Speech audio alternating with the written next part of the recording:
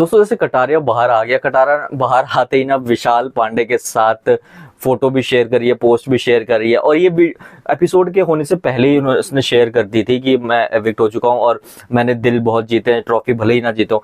तो वैसे भी ट्रॉफी तो इस बार जीत ही नहीं पाता कटारिया, चाहे कितनी भी मेहनत कर लेता, और मेहनत करी भी 100% दिया। अब इसी बात से अंदाजा लगाइए ना, नॉमिनेशन के टास्क में जिस बंदे ने परफॉर्म नहीं किया, साई केतन ने बिल्कुल भी, वो नॉमिनेट हो गया, वो खुद चाहता था मैं नॉमिनेशन में आऊं और वो बंदा बच गया, और कटारिया ने 100% दिया, कटारिया निकल गया। तो ऐसा है ना, बिग बॉस ने ये प्लानिंग 2 हफ्ते से कर रहा था कटारिया को निकालने का, और बस पिछले हफ्ते वो कटारिया को भी निकाल सकता था विशाल पांडे की जगह या शिवानी की जगह निकाल सकता था, क्योंकि घर वालों की वोटिंग के आधार पे होना था। लेकिन उसने 1 हफ्ता और दिया, और क्योंकि थोड़ा और हाइप चाहिए था, उसे निकालना तो था ही, चाहे ऐसे चाहे वैसे, क्योंकि उसे पता था बिग बॉस को भी कि कटारिया अगर पहुंच जाएगा आगे तक तो सिर्फ वोटिंग के आधार पे देखेंगे तो कटारिया विनर है, और कटारिया को ट्रॉफी नहीं देना चाहते थे बिग बॉस।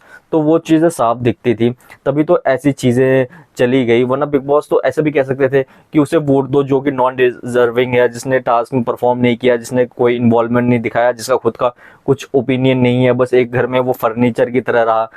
ये मैं कह रहा हूँ फर्नीचर की तरह, और जो साई केतन तो रहा ही है फर्नीचर की तरह घर में यार। साई केतन ने स्टार्टिंग 1-2 हफ्ते बढ़िया खेला, उसके बाद कुछ नहीं, लेकिन ना बहुत बढ़िया कटारिया का लगा बुरा तो थोड़ा बहुत, क्योंकि ऐसा निकलना ना किसी भी कंटेस्टेंट के लिए बुरा लगता है, क्योंकि इतनी होप के साथ बड़े मुश्किल से चांस मिलता है आपको ऐसे बड़े प्लेटफॉर्म में अपनी जगह पाने के लिए और अपना दिखाने के लिए कि आपका क्या है रियलिटी में, आप कैसे हो। तो उसमें अगर ऐसी चीजें हो जाती है ना तो बुरा तो लगता है, क्योंकि सबको पता है कि फैन बेस के साथ ही ये लोग आए थे, लेकिन फैन के साथ आए तो थे, लेकिन बिग बॉस ने वही चीजें छीन ली। बिग बॉस ने अपने हाथ में ले लिया इस बार का सीजन और इस बार का सब कुछ। लेकिन जब भी कटारिया और विशाल का जो मीटअप हुआ ना, बहुत अच्छा लगा, दोनों खुश थे।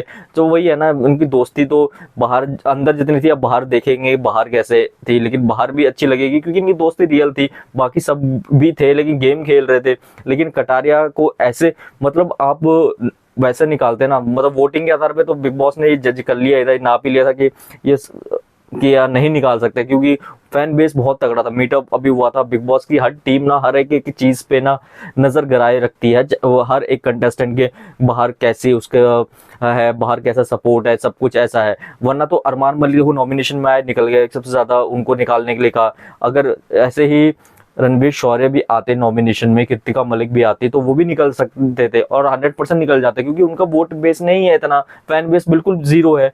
और क्या कहते हैं, ये शिवानी कुमारी, विशाल पांडे, फिर ये सिर्फ रहते। तो ऐसा ही होता ना, अगर आप रखते हैं तो मजा तभी आता। टॉप 5 में मजबूत कंटेस्टेंट को रखते, साई केतन और कृतिका मलिक को ना रख के इनको रखते ना, तो मजा भी आता देखने में, और जनता और भी ज्यादा लड़ाई करती अपने पसंदीदा जिताने के लिए, कि उनका फेवरेट आया हुआ है, उनको जिताने के लिए वोट।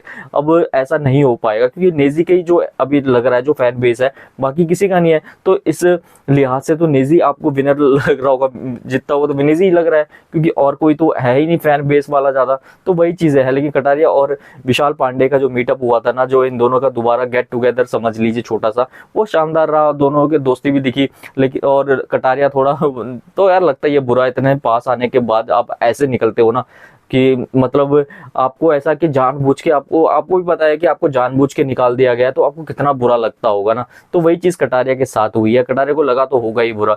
दोस्तों आपका क्या ओपिनियन है, कमेंट करके अपनी राय दे। वीडियो चलेगी, वीडियो को लाइक, चैनल को सब्सक्राइब जरूर करें।